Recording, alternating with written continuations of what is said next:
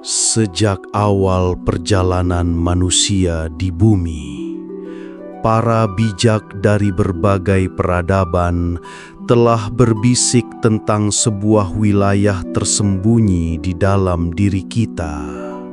Sebuah kerajaan sunyi yang tak terlihat mata, namun mengatur begitu banyak hal dalam hidup kita.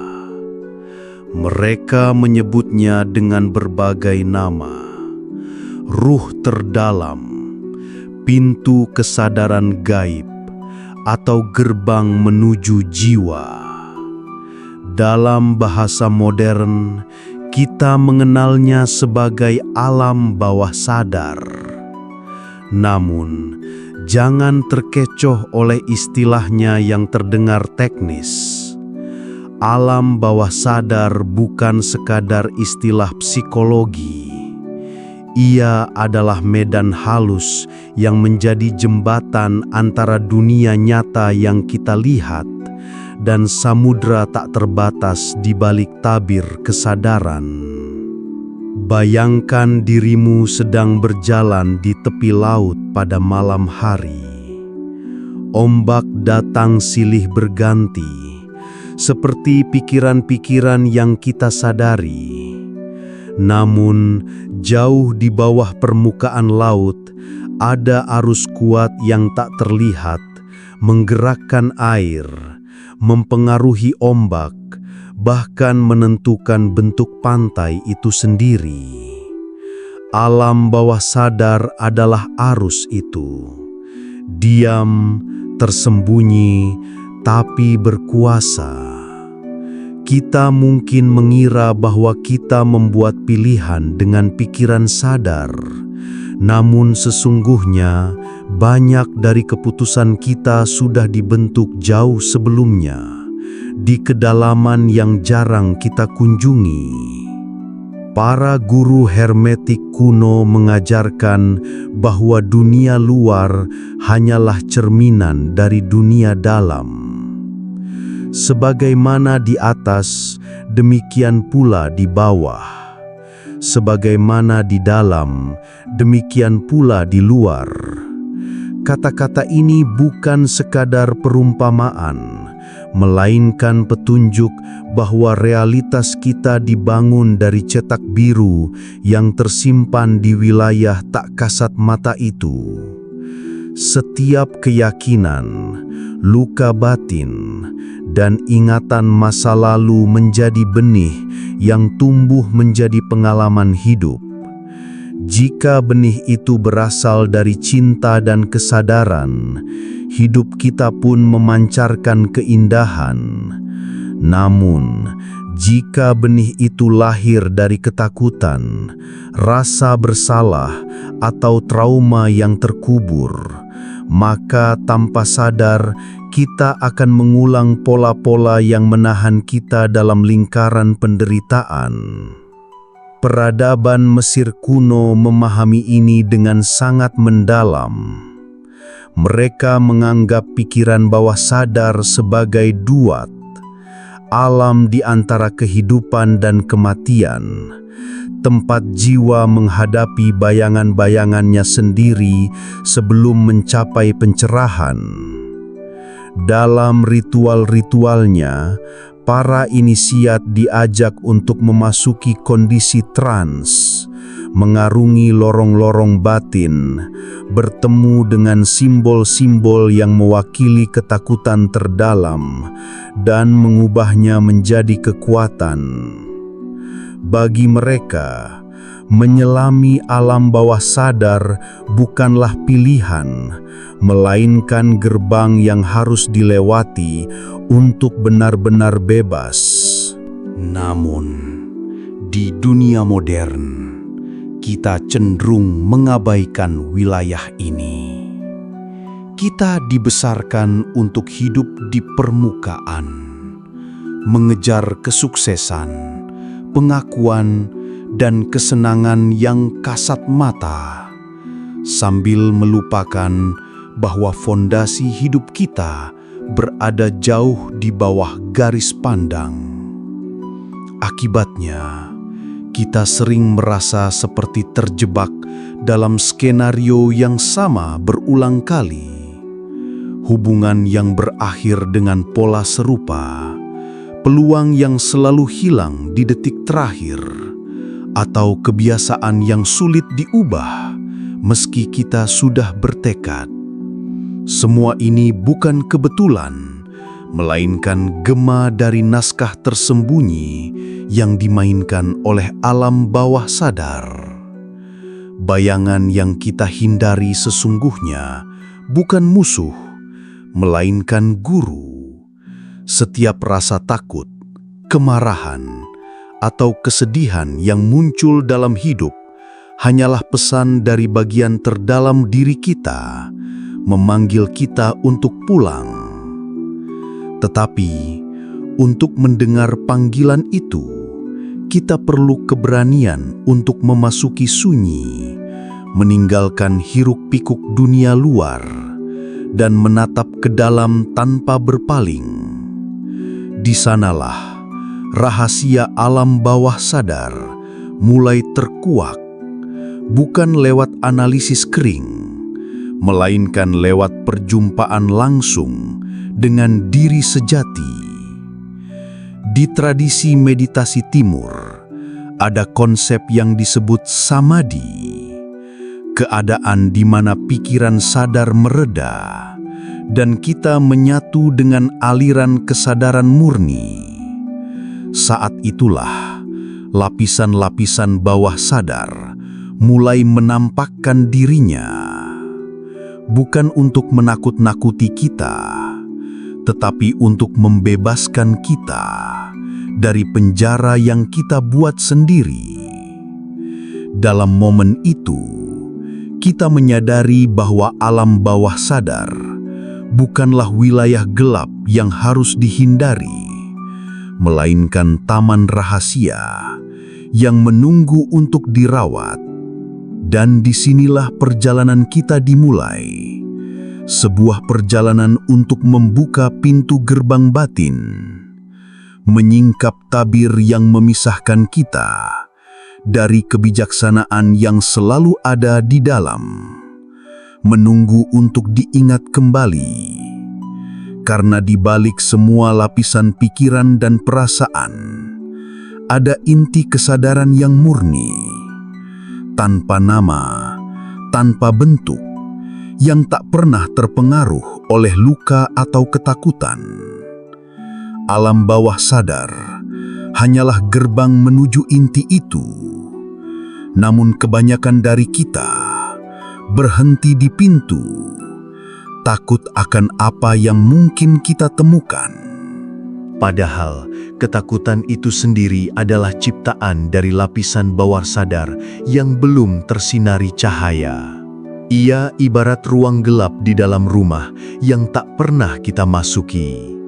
Semakin lama kita menghindarinya, semakin kita mengira bahwa di sana ada sesuatu yang berbahaya. Tapi begitu kita menyalakan lampu, kita melihat bahwa yang ada hanyalah bayangan dari benda-benda yang sebenarnya tak berbahaya. Begitu pula dengan batin kita, kegelapan hanya bertahan selama kita menolak untuk menatapnya. Para tabib dan guru suci dari Tibet memiliki sebuah praktik kuno untuk menembus kegelapan batin ini. Mereka duduk dalam kesunyian selama berhari-hari, memusatkan perhatian pada simbol tertentu atau mantra yang berfungsi sebagai kunci. Simbol itu bekerja seperti jembatan antara pikiran sadar dan bawah sadar, membuka lapisan-lapisan memori dan emosi yang terkubur. Mereka percaya bahwa setiap ingatan, bahkan yang telah terlupakan, tetap hidup di dalam kita dan bergetar seperti gema yang mempengaruhi pilihan-pilihan kita. Hanya dengan menyadarinya, gema itu dapat berubah menjadi harmoni. Ketika kita mulai berhubungan dengan alam bawah sadar, kita akan menyadari bahwa ia tidak pernah melawan kita. Ia adalah pelindung, penyimpan seluruh pengalaman yang kita alami, baik maupun buruk. Masalahnya, ia tidak membedakan mana yang bermanfaat dan mana yang membatasi. Jika di masa lalu kita pernah meyakini bahwa kita tidak cukup berharga, alam bawah sadar akan menyimpannya sebagai kebenaran dan tanpa lelah menyesuaikan hidup kita agar sesuai dengan keyakinan itu. Inilah sebabnya mengapa transformasi sejati tidak hanya datang dari mengubah pikiran sadar, tetapi dari menulis ulang catatan yang tersimpan jauh di bawah permukaan. Peradaban Maya memiliki ritual yang mereka sebut Ixibalba, sebuah perjalanan simbolis ke dunia bawah, di mana para pahlawan harus menghadapi ujian-ujian yang mewakili ketakutan terdalam mereka. Dalam kisah-kisah suci, hanya mereka yang berani masuk dan bertahan di dalam kegelapanlah yang keluar dengan kekuatan baru. Begitu pula dalam kehidupan kita, untuk membebaskan diri dari pola lama, kita harus rela memasuki ruang batin yang belum pernah kita sentuh, dan di sana menatap wajah bayangan kita sendiri. Menjelajahi alam bawah sadar bukanlah proses instan. Ia adalah perjalanan spiral. Kadang terasa seperti kita kembali ke tempat yang sama, padahal kita sedang bergerak ke tingkat kedalaman yang lebih dalam. Setiap kali kita berani menatap rasa sakit, kita melepaskan sebagian belenggu. Setiap kali kita menyadari pola yang dulu tak terlihat, kita merebut kembali kekuatan kita. Hingga perlahan, kita mulai merasakan bahwa hidup ini bukan lagi sesuatu yang terjadi pada kita, melainkan sesuatu yang mengalir dari dalam diri kita. Dan di titik tertentu, kita mulai mengerti, alam bawah sadar bukanlah musuh, melainkan sekutu yang setia. Ia menyimpan kunci untuk membebaskan potensi yang selama ini tersembunyi. Tapi untuk membuka pintu itu, kita harus bersedia untuk berhenti melarikan diri dan mulai mendengarkan. Sebab setiap bisikan yang datang dari dalam adalah undangan untuk kembali ke rumah sejati kita, yang tidak terbuat dari batu atau kayu, tetapi dari cahaya kesadaran yang abadi. Rumah ini bukanlah tempat di luar sana, melainkan keadaan di dalam diri, di mana kita benar-benar bebas dari ilusi dan rasa takut. Setiap kali kita menyentuhnya, walau hanya sekejap, seluruh beban di bahu kita terasa runtuh, dan kita merasakan kedamaian yang tak tergoyahkan. Namun sebelum kita bisa tinggal di rumah itu, kita perlu membersihkan jalannya. Dan jalan itu adalah alam bawah sadar, jalan yang penuh dengan kenangan lama, keyakinan yang diwariskan, dan perasaan yang kita pikir sudah lama kita lupakan. Membersihkannya berarti mengakui setiap bagian dari diri kita, termasuk yang pernah kita tolak atau sembunyikan. Karena apa yang kita tolak tidak pernah benar-benar pergi. Ia hanya bersembunyi di balik tabir bawah sadar, menunggu saatnya untuk dipanggil kembali ke cahaya. Dalam tradisi mistik Sufi, ada konsep nafs, lapisan-lapisan jiwa yang menutupi cahaya sejati manusia. Lapisan-lapisan ini seringkali dibentuk oleh pengalaman dan keyakinan yang kita tidak sadari. Proses penyucian diri dalam Sufisme bukanlah menghancurkan ego secara paksa, tetapi menyinari setiap lapisan itu dengan cahaya kesadaran dan cinta, hingga akhirnya lapisan tersebut larut, dan yang tersisa hanyalah inti jiwa yang murni. Alam bawah sadar, dalam pandangan ini, adalah seperti kebun yang luas. Jika dibiarkan liar, ia akan dipenuhi semak dan duri. Tapi jika dirawat dengan sabar, ia akan menjadi taman yang penuh bunga dan buah-buahan yang memberi kehidupan.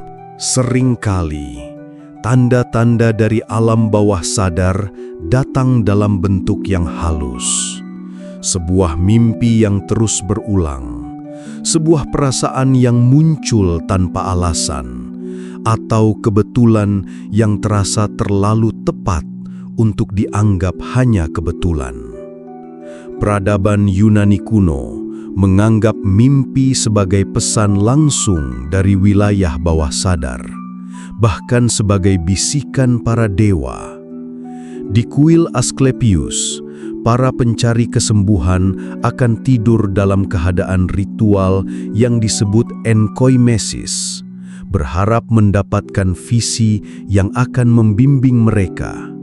Mereka memahami bahwa bahasa bawah sadar bukanlah logika biasa, melainkan simbol, metafora, dan emosi yang membentuk kisah. Kita pun di masa ini bisa mulai belajar mendengarkan bahasa itu. Alih-alih mengabaikan mimpi atau perasaan aneh yang muncul, kita bisa mengamatinya dengan rasa ingin tahu, menanyakan, apa yang ingin disampaikan oleh bagian diriku yang terdalam? Dan ketika kita mulai menjalin dialog ini, perlahan kita menemukan bahwa hidup kita mulai berubah dari dalam keluar. Kita menjadi lebih peka, lebih terhubung, dan lebih selaras dengan arus kehidupan. Namun, ada satu hal penting yang perlu diingat. Alam bawah sadar bukanlah sesuatu yang bisa kita paksa. Ia seperti samudra. Kita tidak bisa memerintah ombak untuk datang atau berhenti. Yang bisa kita lakukan adalah menciptakan keadaan di mana ombak itu mengalir dengan alami. Dalam meditasi, doa, atau perenungan sunyi, kita membuka ruang bagi bawah sadar untuk berbicara. Dan saat ia berbicara, yang kita butuhkan hanyalah mendengarkan dengan hati terbuka.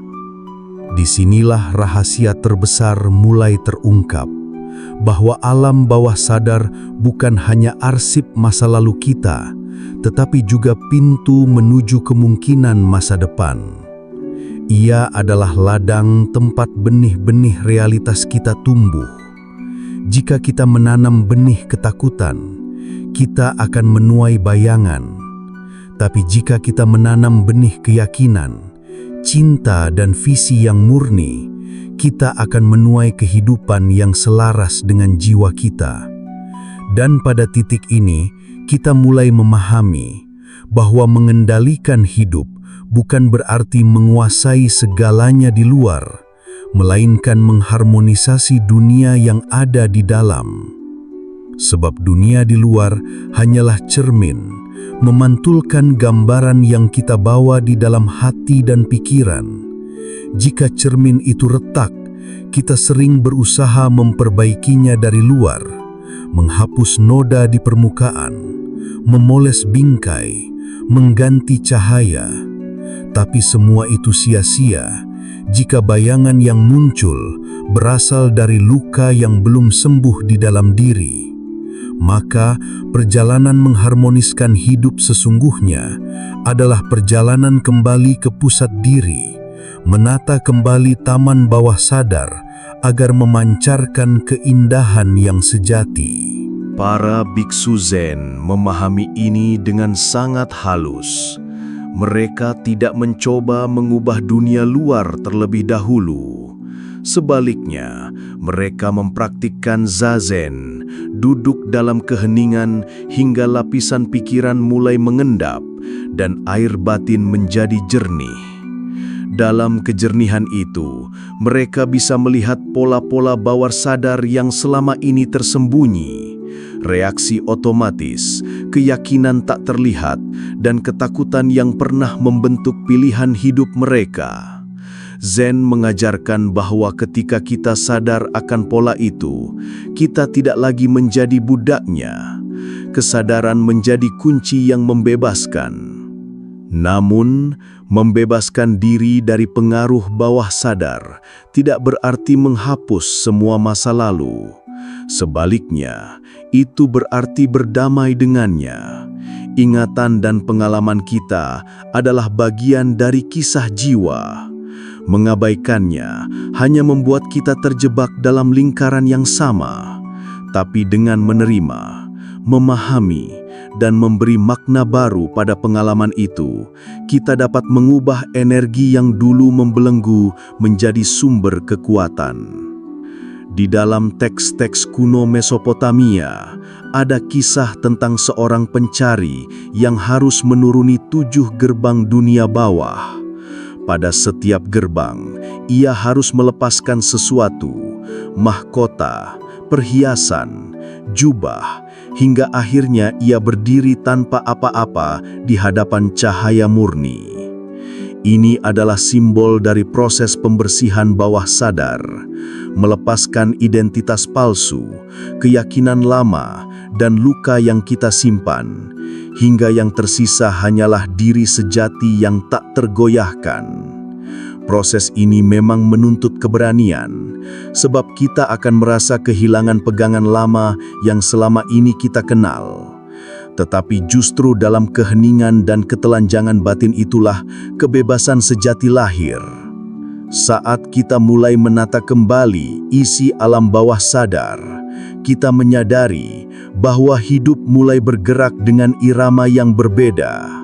Hal-hal yang dulu tampak kebetulan, kini terasa seperti jawaban.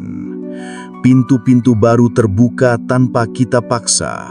Orang-orang yang sejalan dengan visi jiwa kita mulai hadir dalam hidup. Semua ini bukan karena dunia luar berubah secara ajaib, tetapi karena frekuensi kita bergeser. Alam bawah sadar yang dulu membawa kita mengulang pola lama, kini menjadi sekutu yang menuntun kita ke arah yang selaras. Namun, proses ini tidak berhenti pada pembersihan. Ada tahap berikutnya, menanam.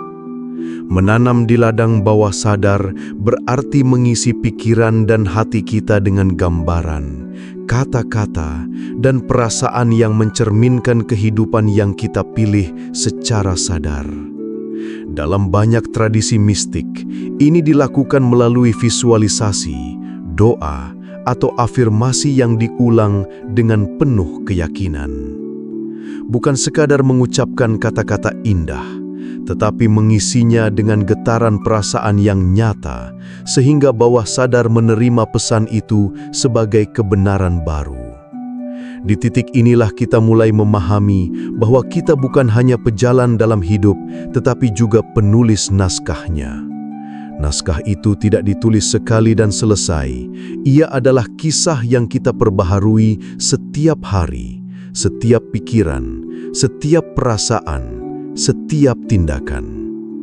Dan ketika kita hidup dengan kesadaran penuh akan apa yang kita tanam di bawah sadar, hidup menjadi ladang yang subur, tempat keajaiban tumbuh dengan alami. Dan mungkin inilah rahasia yang para bijak dari zaman kuno coba sampaikan kepada kita, bahwa kunci mengendalikan hidup tidak pernah berada di luar genggaman kita. Ia selalu berada di dalam, menunggu untuk kita temukan, dan digunakan dengan kesadaran yang murni. Dan saat kita mulai menggunakannya, kita menyadari bahwa hidup bukan lagi sekadar rangkaian kejadian yang menimpa kita, melainkan tarian antara jiwa dan semesta. Alam bawah sadar menjadi orkestra yang memainkan musik kehidupan kita, dan kita, dengan kesadaran, menjadi dirigen yang mengarahkan nadanya. Namun, untuk memimpin orkestra ini, kita harus mendengarkan setiap instrumennya, termasuk yang suaranya sumbang.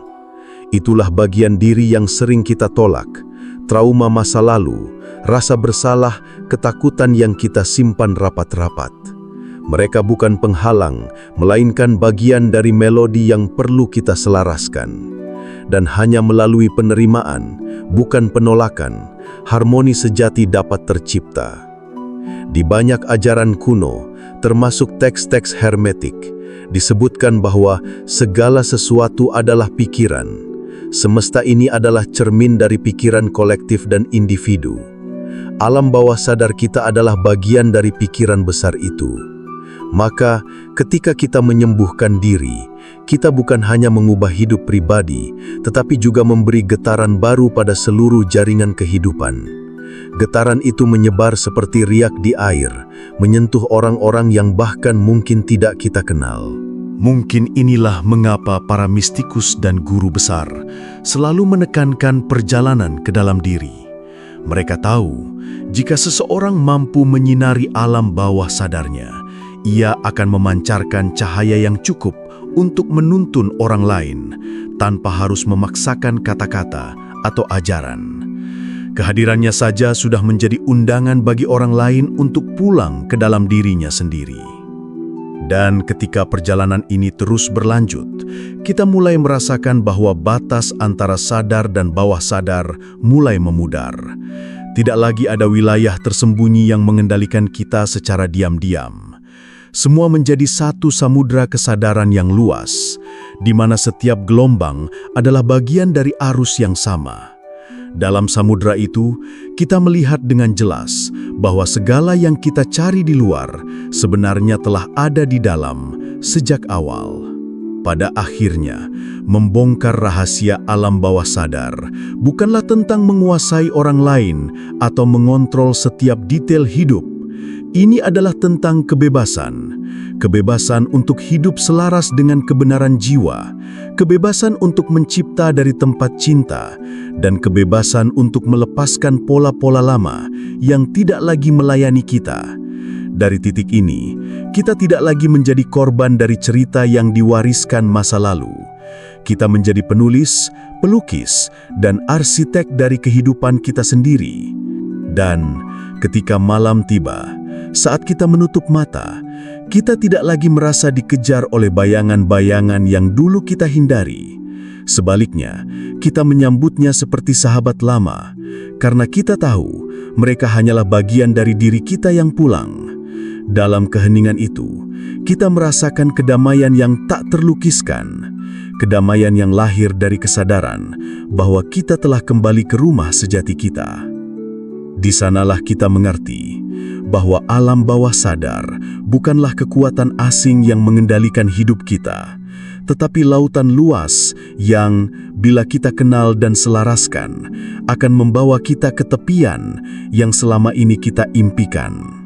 Dan kini, kita tiba di ujung perjalanan ini, tetapi bukan akhir.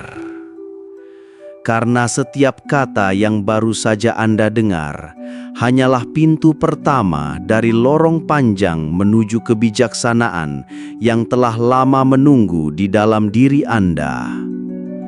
Jika getaran dari kisah ini menyentuh batin Anda, biarkan ia menjadi benih yang tumbuh di bawah sadar.